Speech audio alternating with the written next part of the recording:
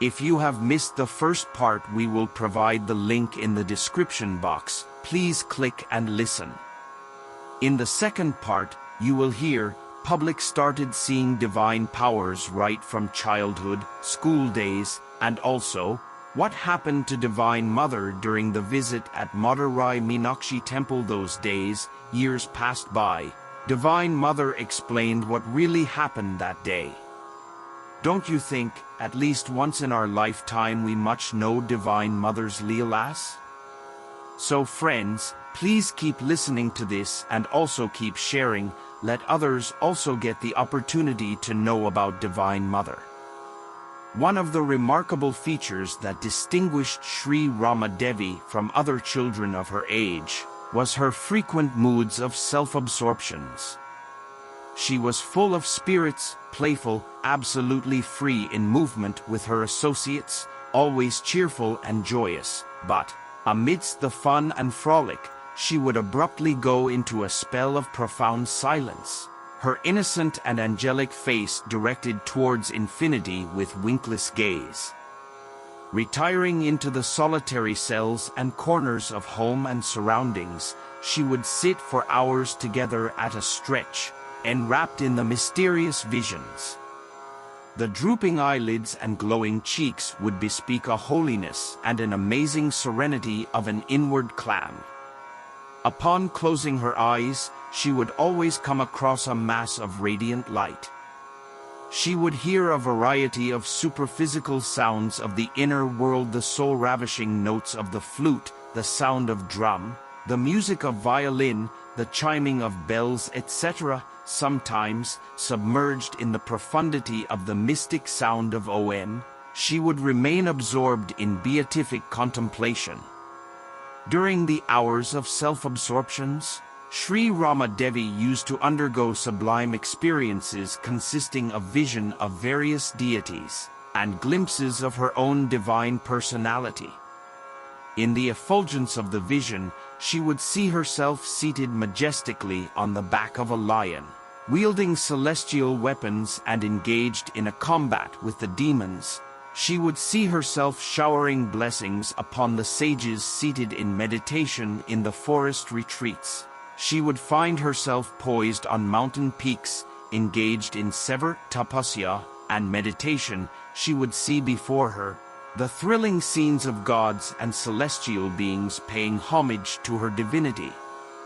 The holy precincts of the shrines of worship, which she often visited along with her father, used to set her mind into a high pitch of rapture and ecstasy. The sight of the sacred sanctum sanctorum would open the floodgates of her religious emotion. In her vision with open yes, the dark interior of the holy sanctum would appear illuminated by a heavenly effulgence, and the idol itself, transformed into a live form of the deity, full of radiance, holiness, divinity and purity, and permeated by effulgent consciousness. Thus, even in those childhood days, Sree Rama Devi had been blessed with direct vision with pen eyes of the forms of various deities of Hindu pantheon: Rama, Krishna, Shiva, Ganapati, Hanuman, etc. Sree Rama Devi's school education did not go beyond a pass in the 5th class in a primary school. But in a truer sense, she received her education in the largest school of nature. Nature revealed her secrets to her. As in the case of some of the great teachers of the past, her life too proclaims to the world that the soul is the fountain of wisdom, the real institution of all knowledge, and that real education is the unfoldment of spiritual consciousness. Even at the school, her contemplative moods and her love of solitude prevailed upon her. She would slip away, in the leisure hours, unnoticed by any, in pursuit of quietude for her solitary prayers and silent communion with the Supreme.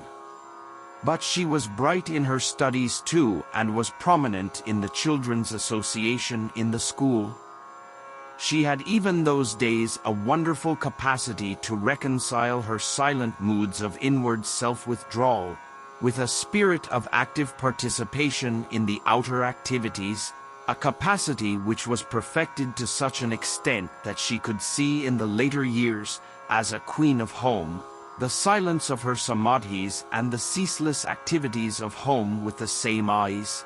She had a growth far beyond her age and had a high sense of personal integrity, a nobility of behavior, a mature consciousness which knew the subtle precepts of Dharma.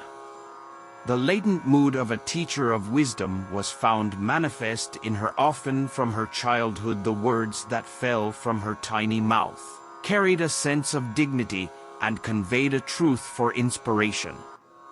Whether in a domestic gathering or in a playground of the school, whether during casual talks or some serious discussions, she imparted to her friends, associates, brothers and sisters the highest teaching regarding the wisdom of Atman, God, moral purity, duty, etc.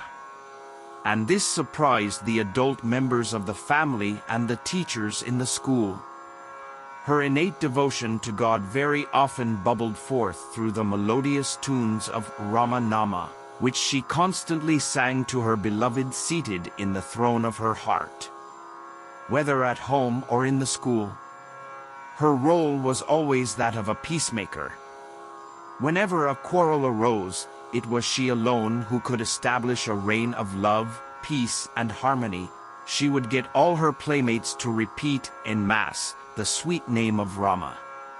In a glimpses of the secret sessions of spiritual education, which inculcated in the minds of a large number of her companions an abiding devotion to God and reverence for dharmic conduct. At the age of 9, Sree Rama Devi had the opportunity of accompanying her parents on a pilgrimage to all the important shrines in South India, of which two Rameswaram and Madura were of outstanding significance. This tour provided a splendid occasion for her pious parents to study closely the exalted status of their divine child in the realm of spirit. For Sree Rama Devi, this visit to the sanctified spots was an event of enriching experience, which stirred the very depth of her soul. In the precincts of those ancient shrines she sensed tangibly the presence of the Supreme to such an extent that her spiritual emotions gushed forth at the very sight of the holy image. In the sacred shrine of Rameswaram, which is associated with the hallowed memories of Sri Ramachandra, the hero of Ramayana, Sree Rama Devi had the wonderful vision of Sri Ram and Lord Shiva, engaged in a self-absorbed, ecstatic worship of each other in separate shrine. The vision sent her into the height of devotional ecstasies. The memorable visit to the shrine of goddess Meenakshi in Madura is associated with a profound mystic experience, which enriched her consciousness with higher glimpses of her divinity. Approaching the sacred precincts of the temple, an uncontrollable spiritual emotion overpowered her.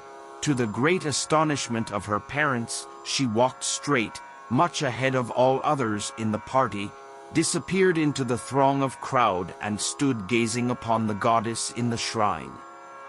Upon her face was seen the radiance of an inborn majesty, a divine quiescence, a state of mystic repose in which the soul had achieved its perfection of concentration on spiritual infinitudes. Far beyond the passing shadows of this noisy world, the deep abyss of soul's solitude, in the pure apprehension of the higher life, she stood, transfixed in the world of luminous silence. A strange transformation came upon her physical self. Her outer personality assumed the amazing likeness of a goddess possessing the grace of the heaven. The devotees, uplifted by the strange phenomenon of transformation, gazed upon the radiant form of Mother with profound feeling of devotion. Divine Mother declared, addressing the gathering and to the whole world, "I am not a jnani, advocating the doctrine of illusion, not am I a yogi contented with the bliss of Holy Communion. I am a mother, feeling intensely the heartthrob of my children. Come you all, who suffer, my beloved children, I shall remove your burden and bring truth to you, the truth which shall give deliverance to you. Referring to the mystic experience at Madura Shrine, Mother said in later years, in the shrine of Meenakshi, I felt intuitively a deeper spiritual affinity, as if my spirit lay claim upon the consecrated spot. The vicinity of the shrine brought upon me sacred recollection, and my mind came in direct contact with the mystery of my deepest being.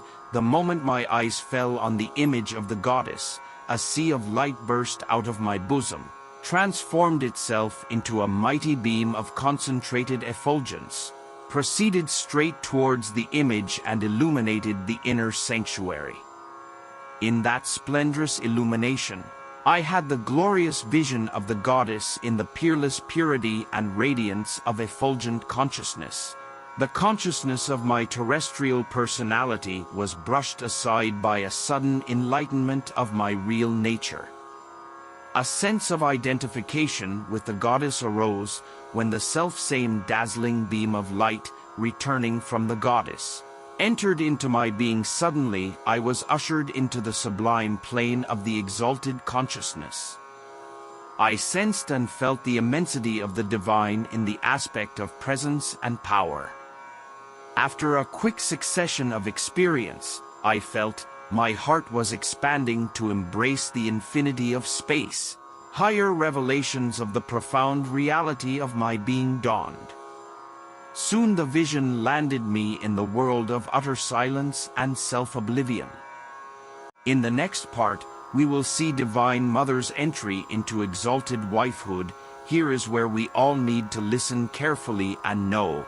Divine Mother showed us through practical life what Grihasthashram is all about.